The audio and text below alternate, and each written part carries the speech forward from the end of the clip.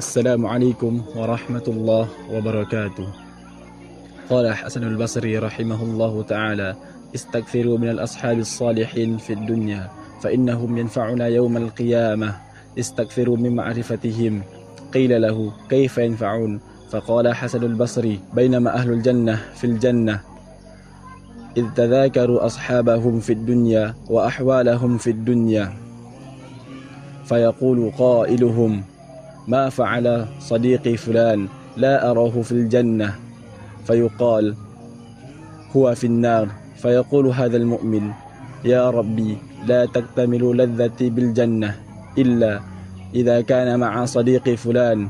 عندها يأمر الله تعالى فيخرج صديقه من النار إلى الجنة لا لأجل عمل صالح من قيام الليل أو صيام نهر أو قراءة قرآن أو صدقة، وإنما شفع له صديقه إكراما لصديقه الذي في الجنة.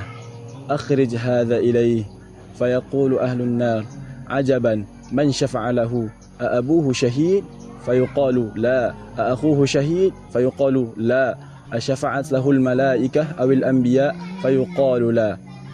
وإنما شفع له صديقه فلان. عندها يقول أهل النار فما لنا من شافعين ولا صديق حميم، فلو أن لنا كرة فنكون من المؤمنين.